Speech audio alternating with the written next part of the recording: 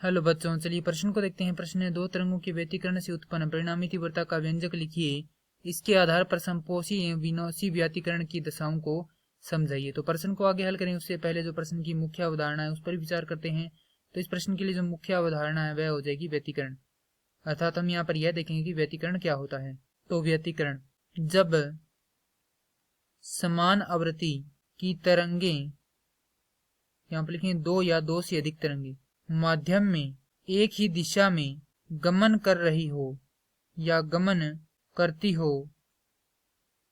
तो उनके अध्यारोपण के फलस्वरूप परिणामी तीव्रता में परिवर्तन आता है या परिवर्तन हो जाता है, और इस घटना को क्या कहते हैं? व्यतिकरण कहते हैं।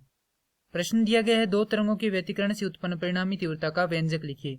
तो परिणामी तीव्रता बराबर होता है I_R बराबर I_1 योग में I_2। यहाँ पर जो परिणामी तीव्रता का जो व्यंजक है वह किसके लिए लिख रहे हैं? दो तरंगों के लिए। तो यहाँ पर दो ही तरंगे होंगी, योग में 2 गुणा में वर्गमूल I_1 गुणा में I_2 कोस फाई, जहाँ फाई क्या है? कलांतर है। I_1 प्रथम तरंग की तीव्रता है और I_2 क्या है? द्वितीय तरंग की तीव्रता है।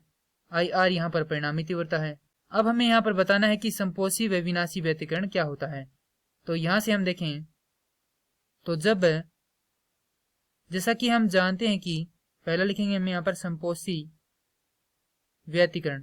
तो समपोषी व्यतिकरण कब होता है? जब क्या हो, जो तरंगे हैं वह किस में मिले? समान कला में मिले। अर्थात यहाँ पर लिखेंगे जब तरंग समान कला में हो।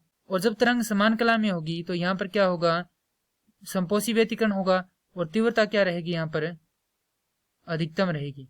इसके लिए कलांतर जो फाई है उसका मान रहता है 0,2 पाई, 4 पाई, 6 पाई। इसी प्रकार से ये चलता रहता है। अर्थात ये होता है पाई का समगुणज या समपूर्णांक। अब यहाँ पर दूसरा है विनाशी व्यतिकरण। तो विनाशी व्यतिकरण कब होता है? जब तरंगें विपरीत कला में हो। अर्थात जब इनकी कला क्या हो? भिन्न भिन्न हो, तब क्या होता है? विनाशी व्यतिकरण होता है। उस समय जो तीव्रता होती है वह क्या होती है? न्यूनतम होती है, अर्थात कम होती है। तभी तो विनाशी व्यतिकरण होता है।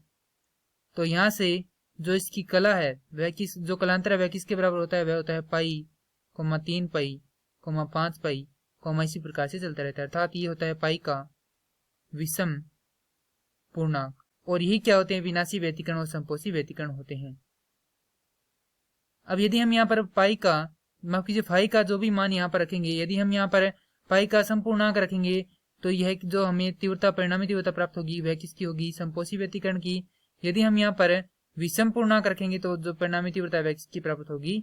विनाशी व्यतिकरण की। यही हमारे प्रश्न का उत्तर है। मैं आशा करता हूँ कि यह प्रश्न आपको समझ में आया होगा। धन्यवाद।